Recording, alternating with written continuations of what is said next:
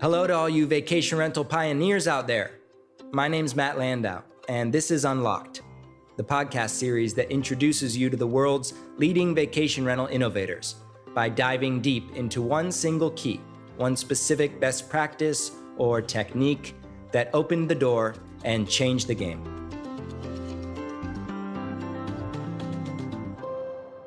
McCrea is one of the most impressive leaders in the vacation rental industry.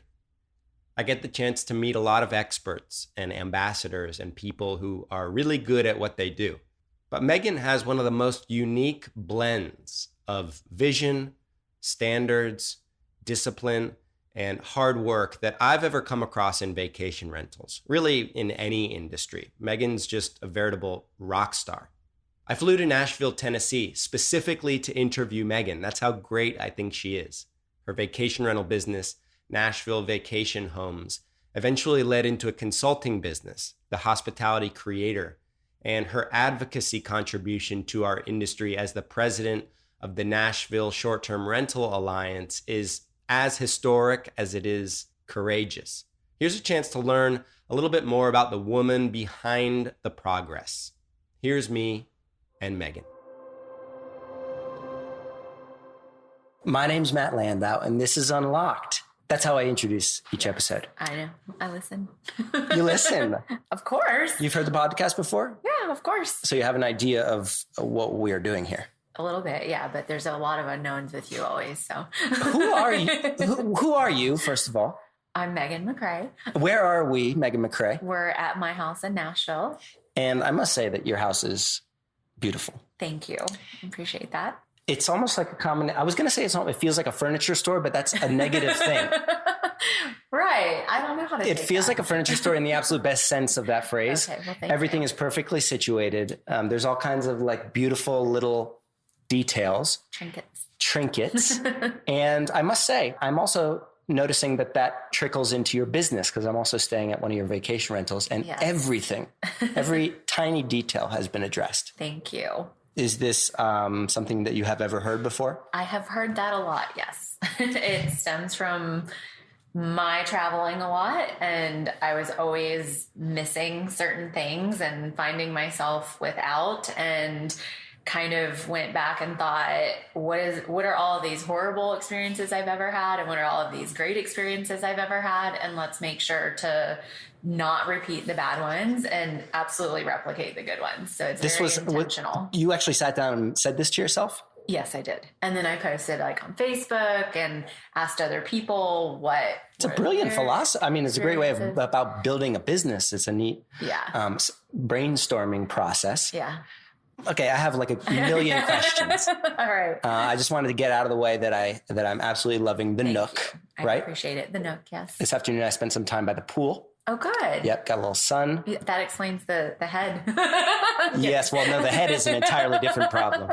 But I did get a nice little tan. Good. And like I mentioned, from the tea bags, there's beautiful little like artisanal tea. Yes, from a local high garden. High garden. Yes. To this basket underneath the sink that has all the basket. Is that what it's called? That's what I call it. The forgotten. The forgot it basket. Yes. And it's basically, for those who don't know about it, all the things that you forget. Yeah, like razors and, to be girly, tampons or a nail file. A lot of nail files. Especially for people like you, dry shampoo also. You know, I was wondering, I have never heard of dry shampoo.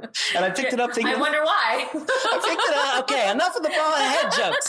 Sorry. Already. I picked it up because I was looking for shampoo. Yes. To use in the shower. So I grabbed, it was almost like an aerosol kind of canister. It is, yeah. Dry shampoo for those of us who don't know it. Yeah. And I got in the shower and I started taking the shower and I realized, like, what the heck is this? It's aerosol. Yeah. So I put it aside and I used the hand soap. Yes, I saw the Twitter back and forth. Yeah, I tweeted it. Diane.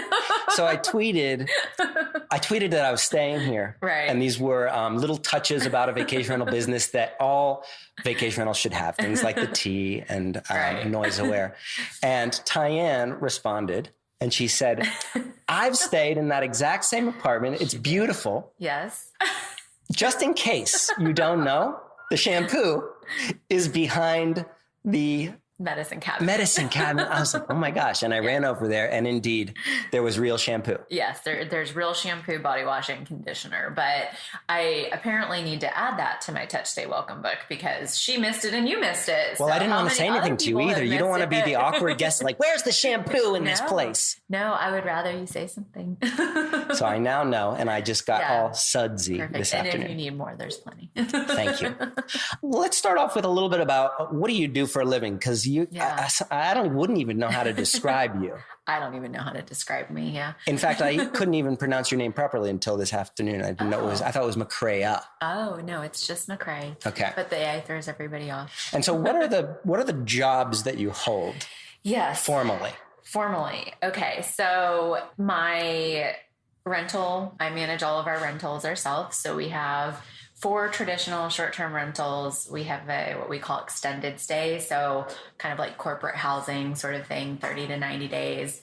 As of tomorrow, we'll have a 5th vacation rental. We just got our clearance a few minutes ago, actually. Congratulations. While I was sitting down here. So that's kind of, I would say, where I spend a lot of time. Also have a company that and that's called the Hospitality Creator. Okay. And that is where I go in and I help other owners get in and set up. So oh wait, sorry. What's the vacation rental business Nashville called? Vacation Homes. Okay. Sorry. And then the second is the Hospitality Creator. The Hospitality Creator, yes. Okay. And even though it feels like I've thought of everything, there were things that I missed along the way, and probably they were more lacking for efficiencies. Like I never thought to get 2 sets of linens. I never thought to not have a bed skirt because it would be difficult to clean, and all of these things that you learn along the way and you have to spend money replacing very quickly, and or you're trying to figure out how you're going to replace them between a 4-hour window of guest to guest. The lessons you learn the hard way. The lessons I learned the hard way. Yeah. And I was getting a lot of reviews, like kind of the things you were mentioning. And it started with actually a fellow Nashville member who's a friend. And he was like, hey, you wouldn't want to like set up our studios, would you? One of the ones you're staying in, I actually bought from him. That one and the one next to it. And he kind of saw what we did. And he said, we're thinking of redoing some of them. Would ya? And poof, business is born overnight. Yeah, it never was intended to be a business. None of this was ever intended to be a business. This started as like a total hobby. Like, this will be fun. Like, we'll host people. I love doing that. And it's a good backup plan if we need it. And then really, like, my whole background is in media and advertising. And I still do consulting for the company that I worked for several years that I left July 1 of last year. And so the current professional landscape is Nashville Vacation Homes and the Hospitality Creator. Yes. Those are the 2 main things that you do. For vacation rentals, yes. And is there someone coming in the house right now? Yes, that would be my husband. And tell us about your husband. My husband is Richard. We started dating when we were 15 and 16. So we've been together for more than half of our lives. Oh, married for 11 years this year. Yeah. That is not very common. No, it's not. From my grandparents' generation, it was quite common. Well, his parents are actually high school sweethearts too, which is even cooler, I think. And does Richard help out with vacation rentals? He tries. That's where he just came back from. I was like, honey, I have to do this. And somebody just booked today. So could you go set out the card and the gift?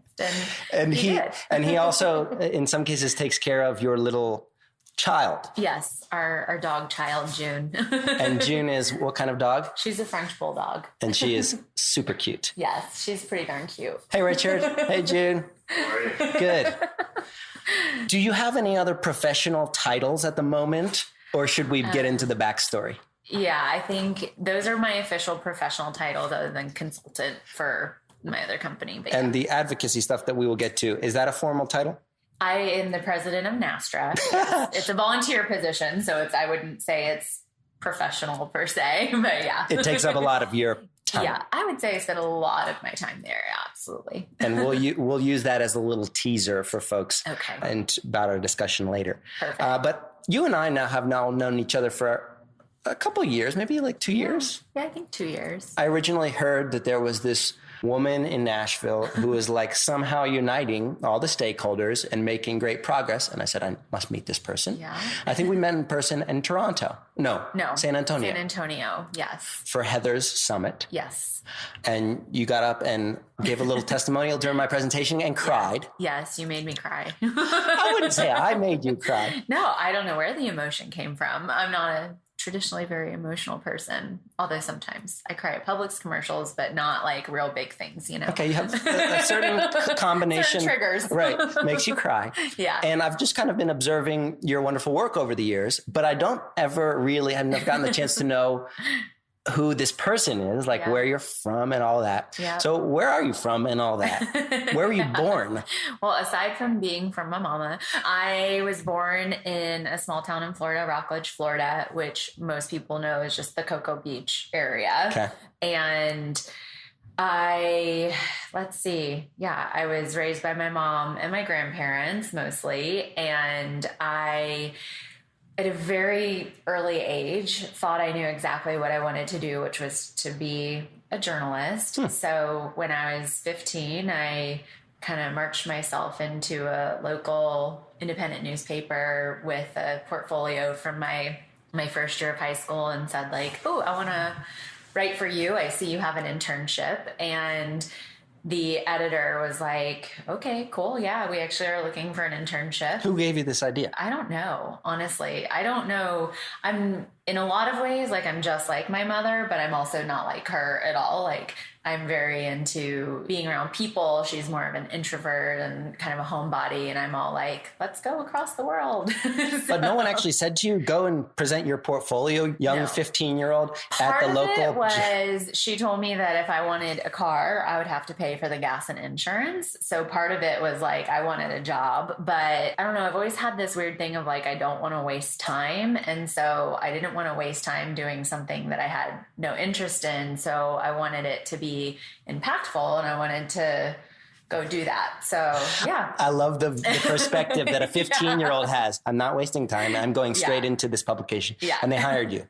She did. Yeah. Her name was Susan Smiley. I thank her for a lot of things in my career. And your portfolio, you describe it as a portfolio, but it was like... It was like 2 articles. Paper? Physical? Yeah. Oh yeah. At the time. I mean, this was physical paper and there was no online applications or anything. And I remember saying, well, my grandpa will drop me off. And they were all like, you can't drive. I was like, no, I don't get my license for a few months. So you had 2 articles, like what, within a little folder?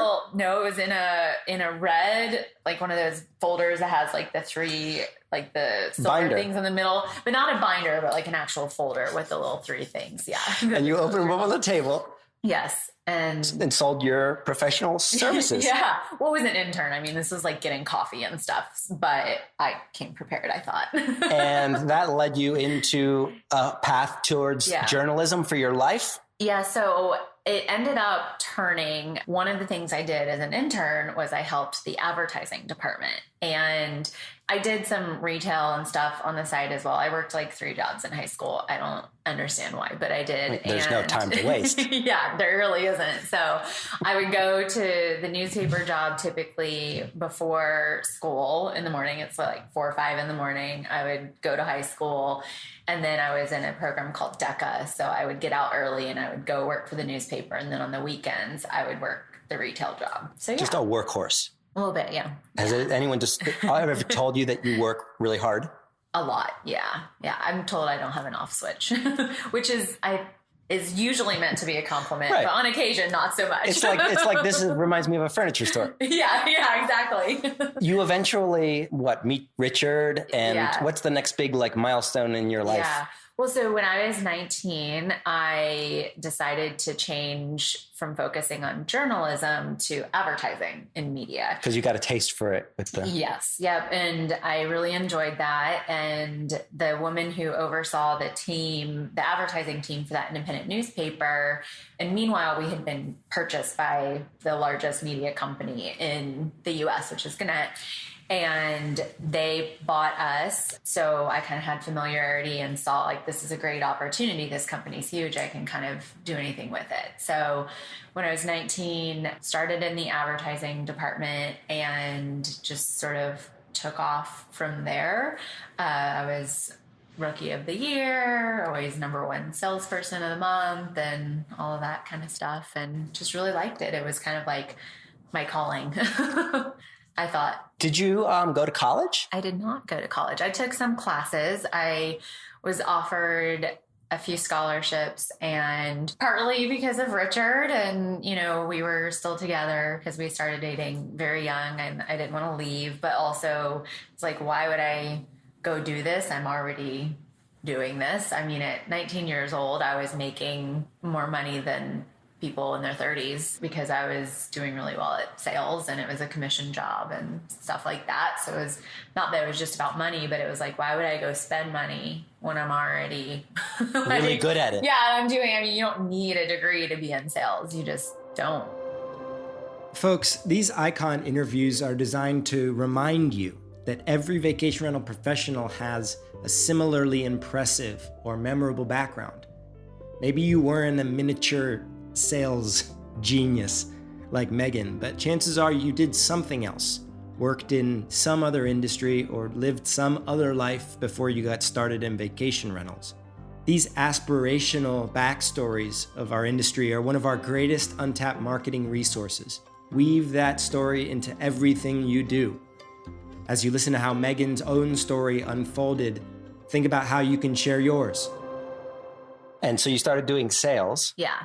That was advertising sales. And then I remember, and then we got married when we were 24. So right about that time, actually, the week that I left for my honeymoon, I got my first promotion to be a manager. And that was like, they say don't do all these like big life events at once. I don't listen to that very well. So I got married, became a manager, grew a sales team, and there's no time to waste. Yeah, there's no time to waste.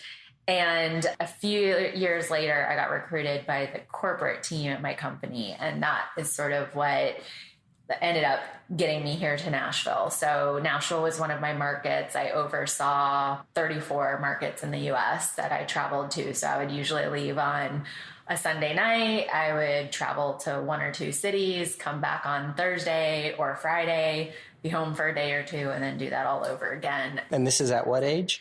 I would have been 27. You were younger than most of the other people that were doing that level of job. Yes, definitely, by far.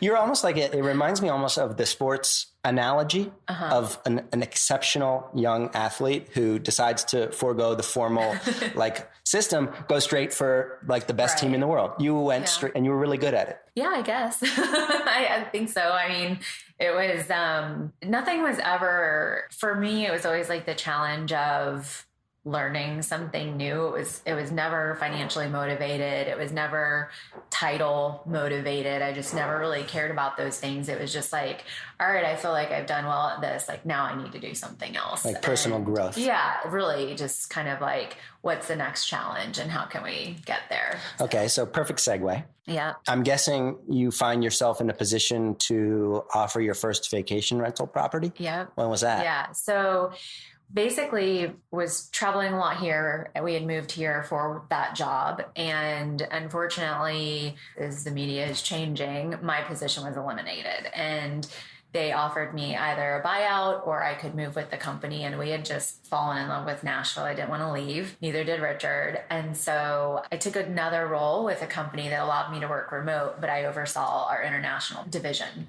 And through that, I was staying in places like Australia for a month or two at a time and started using short-term rentals. And I remembered when that whole layoff happened, I remembered saying to Richard, I'll never be here again. There was no plan B for me. It was Gannett. It was, this is my path and this is what I'm going to be when I grow up, which is I wanted to basically run Gannett, right? So I won't say what it was really called because it's probably not appropriate, but let's call it the plan B was buying this house in East Nashville. And I was like, we should really do the rental thing or the short-term rental thing because I'm a control freak and I don't want to do long-term rental where I can't be in there and check on things.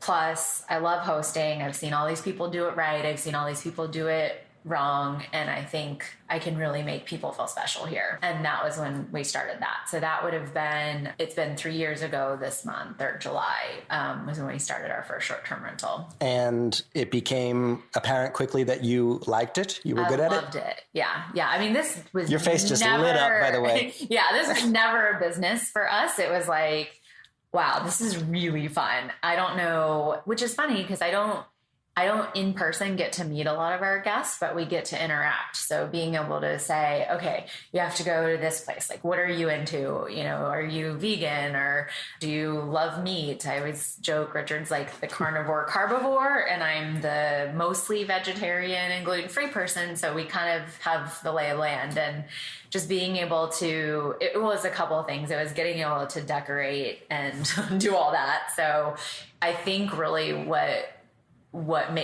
convinced him to like, okay, fine, let's do this, was I had redecorated our condo 4 or 5 times in like 3 years. And he was just like, can we not do this again? Here's can you project. Focus this effort somewhere else? Go there. You can do that. Go do that.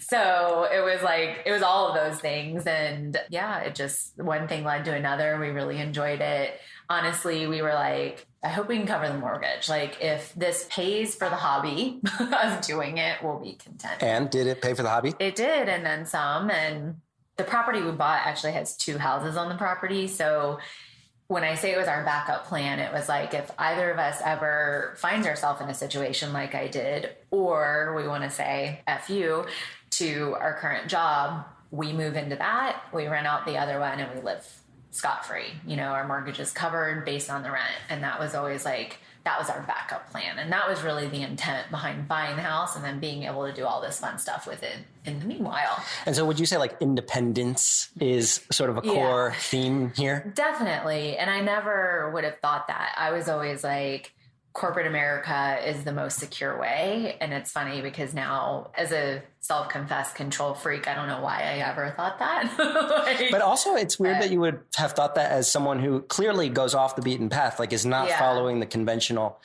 rules at the very earliest stages. Yeah.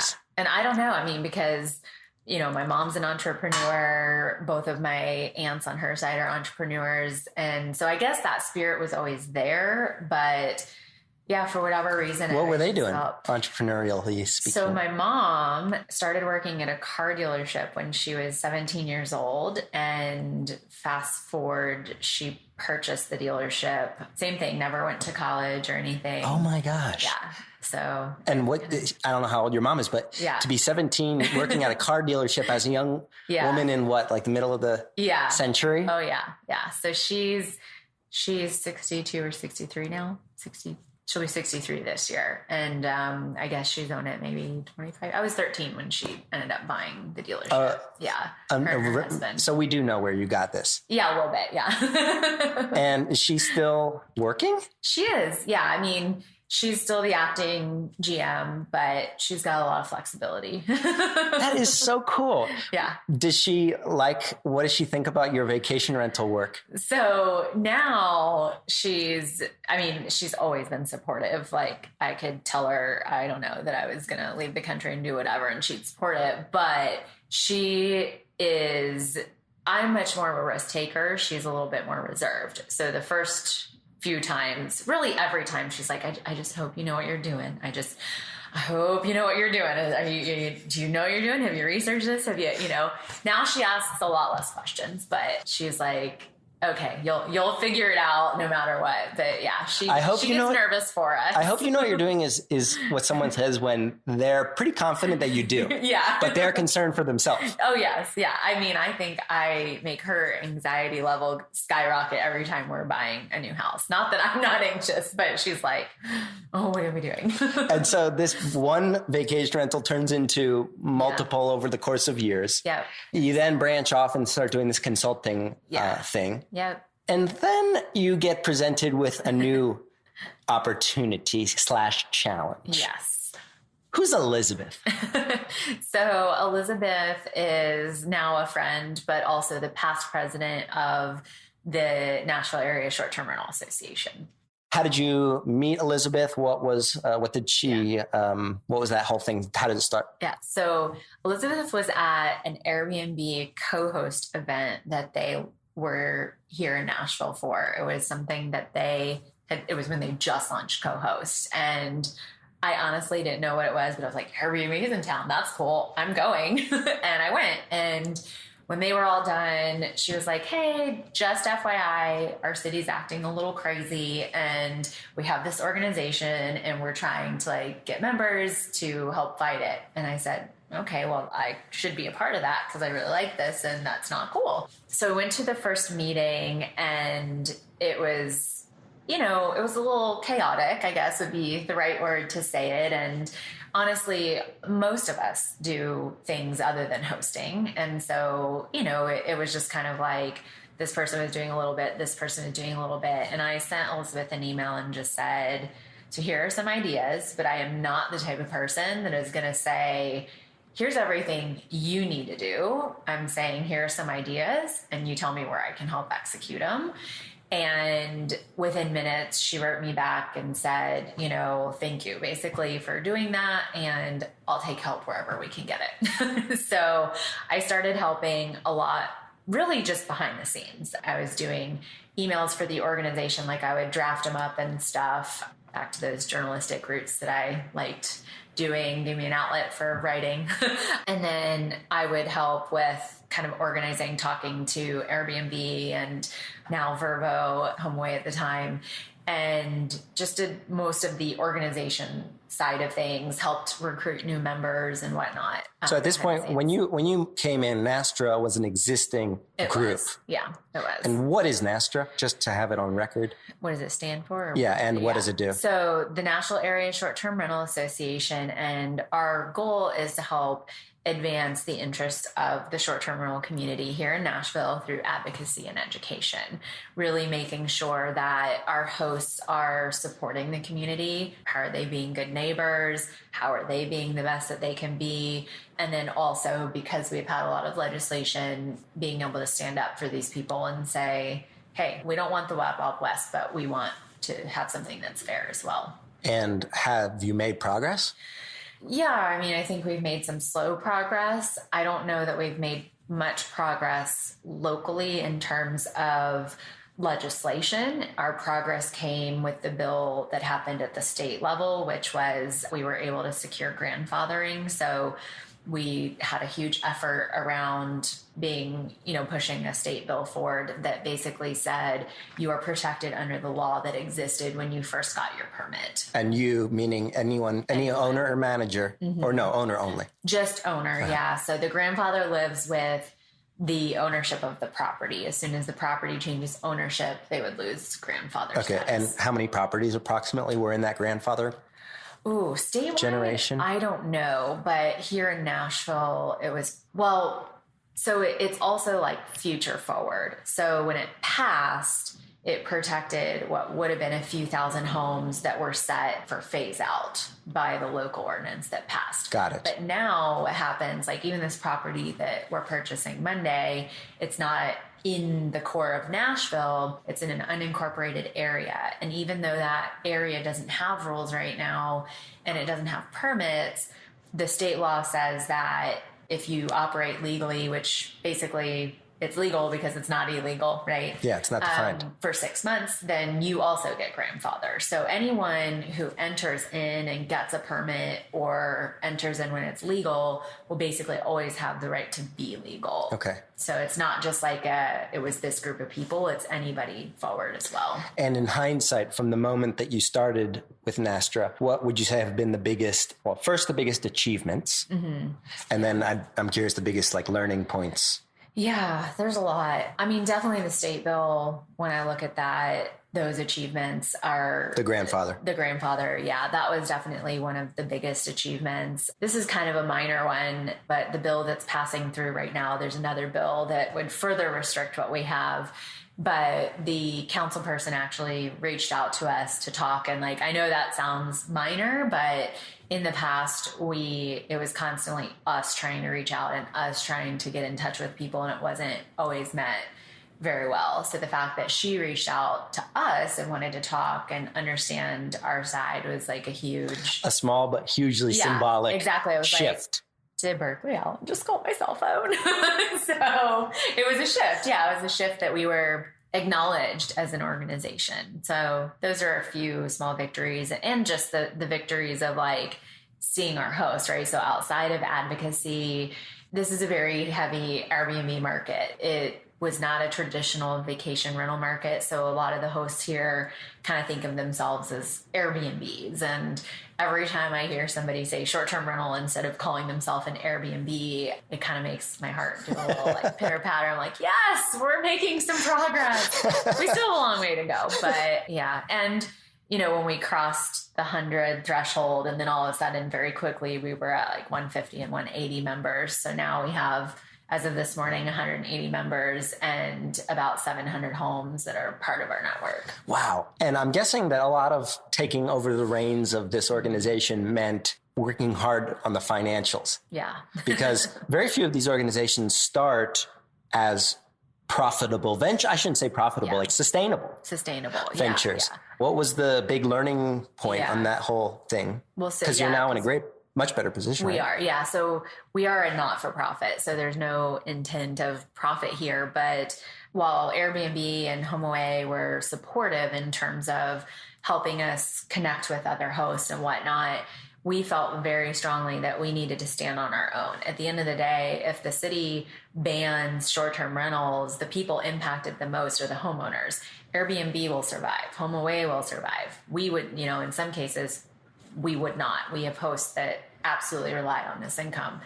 And so for us, we felt very strongly that in order to stand on our own, we needed somebody outside of those organizations or businesses to represent us and had an attorney. And we felt very strongly about it. And fortunately, had an attorney, Jamie Holland, who was not like, okay, well, pay me right now and let us go into debt, which is not a great place to be, but it was unfortunately a necessity. So when Elizabeth stepped down and I took over, we kind of did a whole assessment of like, where are we?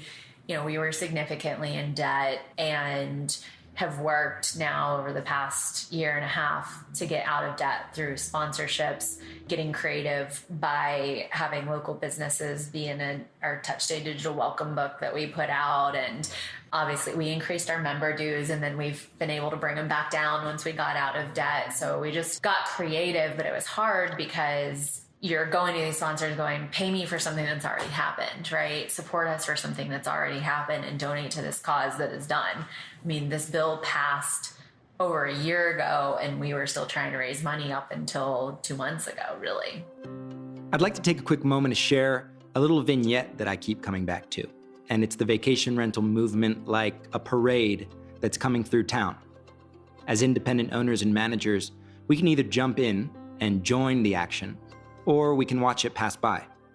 And as you can hear from this conversation, joining in on the parade means innovating, adopting new technology, and doing things that haven't been done before. This podcast would not be possible without the support of Point Central, a company that epitomizes innovation.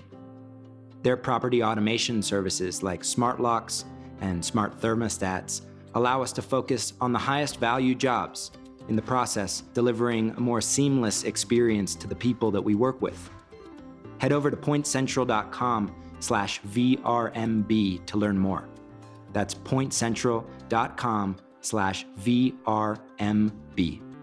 Thanks to the Point Central team for their leading role in our proud vacation rental parade.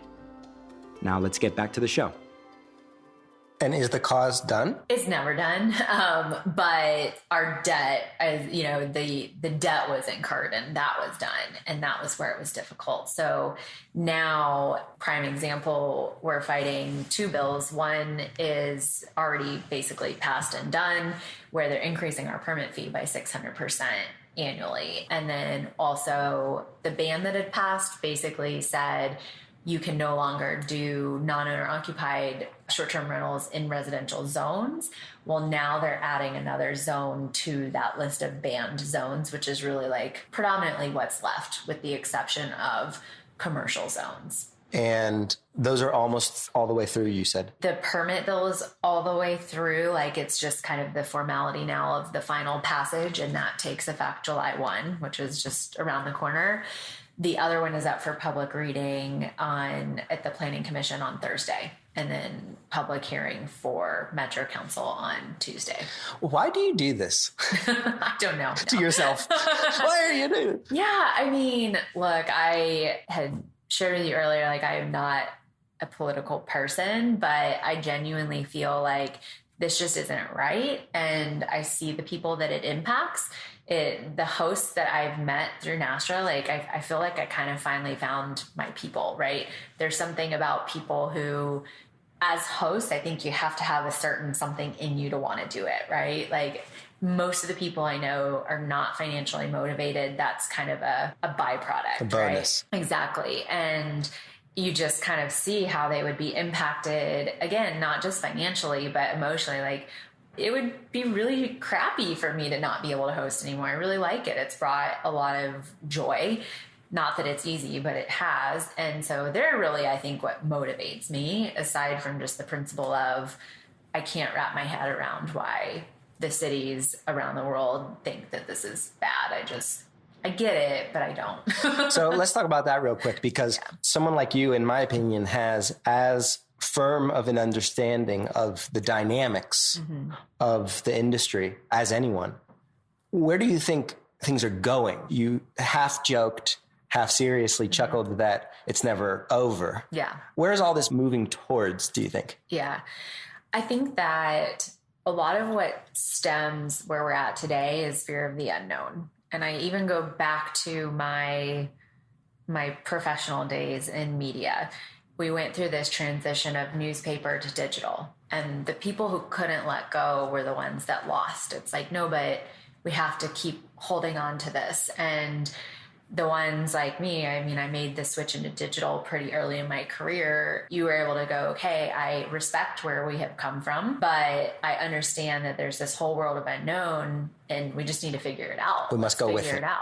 And that's kind of, I see a lot of parallels in what I've been through with the vacation rental world. And I think that as more people start to understand it, my hope anyway, is that they'll be able to say, okay, well, this isn't a bad thing. This could be a really good thing.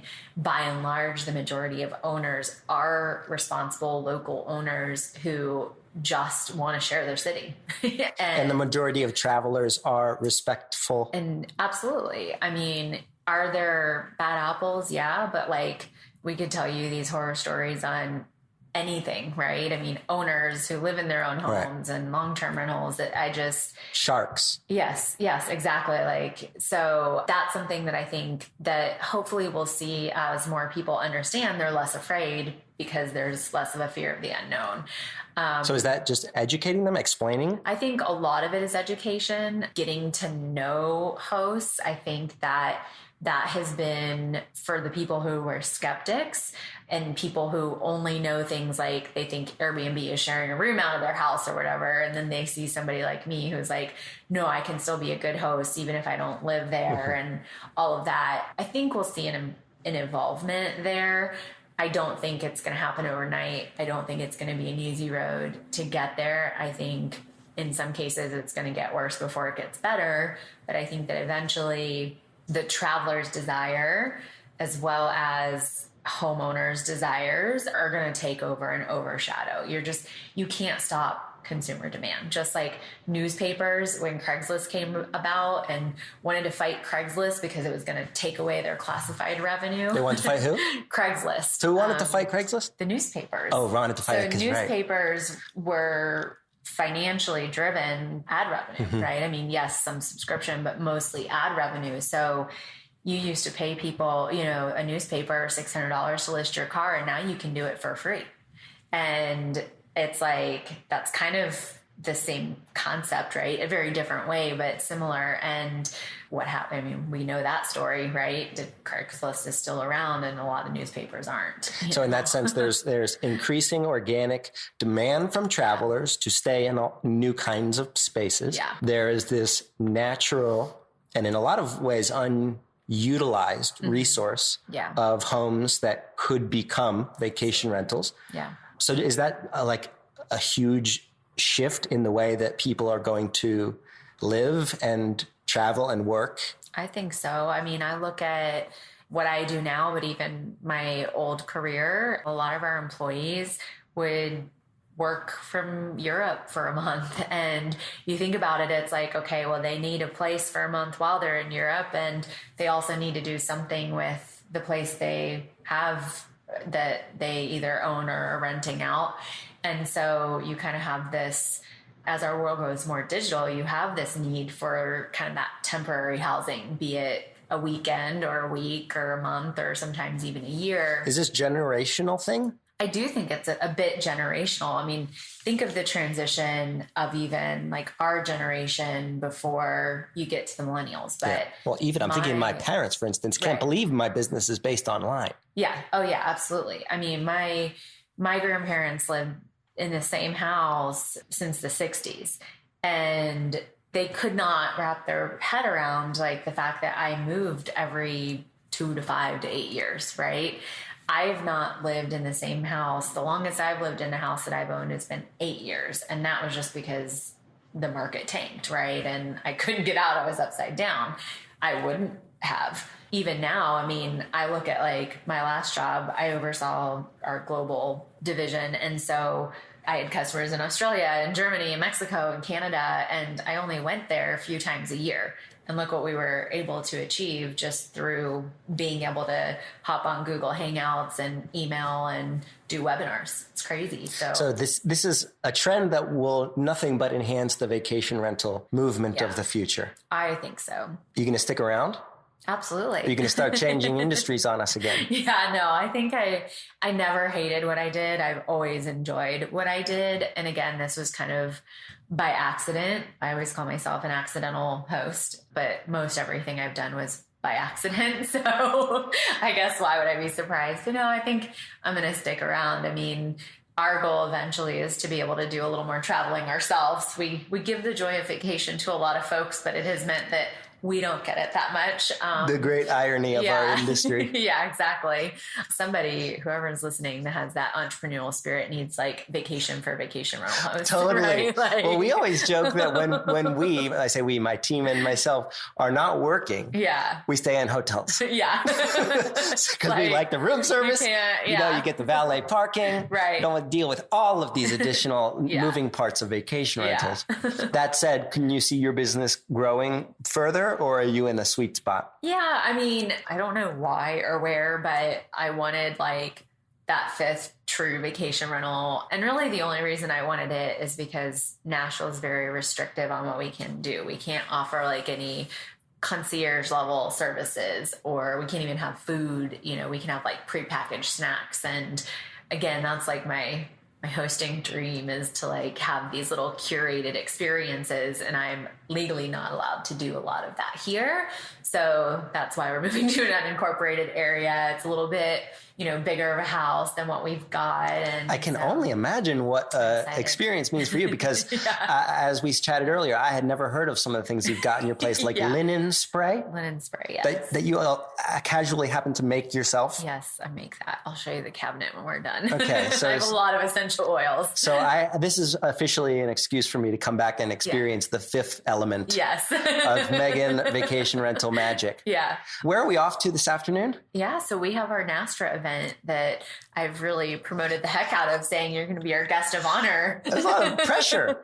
No pressure. Well, what are these events? You get together with other members? And once a month we do our meetups, which I have to thank Debbie DeHertert in Portland for.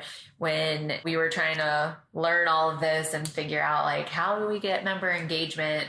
She had said one of the best things they did was just have these monthly meetups, even if there's nothing going on. And that was probably, I would say, a game changer for us, as well as our meetings were always like, and this is the law, and this is what you need to say to your council. In a formal boardroom kind of setting. Yeah, it's like up there presenting. And so these monthly meetups are very casual. I mean, we will do some updates, especially because of these two bills moving through. But normally it's just like, hey, thanks for coming. Thanks to our sponsor. Here are a few questions we've got. Have a drink. Or 10. But And where are we going today? So this one is at the Valentine, which is in downtown. And it's a really cool kind of, not hipster, but yeah, maybe a little hipster place, but very nice. One of the newer, I guess, newish places downtown. Okay. I'm excited. Yes. To see you in your element. Yeah. After having watched from Talk afar. about no pressure. Yeah, right. This better be the best Nastra event. Yeah, it better be. As you can tell, my new goal of coming to see fellow Inner Circle members in their element, using that as an excuse to meet all the people around these individuals has been validated on my visit here to Nashville. I just said, like, will you be available? I'd like to do an interview. Yeah. And now we made like a whole weekend out of it. A whole thing. I was like, well, since you're going to be in town, can I like pimp you out for this event? We had dinner last night with John and Ellen. We're very extra. Yes. It was a little extra. We turned one interview into a whole weekend. Vegan breakfast. That's right. Yeah. But I just wanted to say thank you for the wonderful hosting and also for your incredible industry leadership. It's really remarkable for such a woman of your age. Yeah.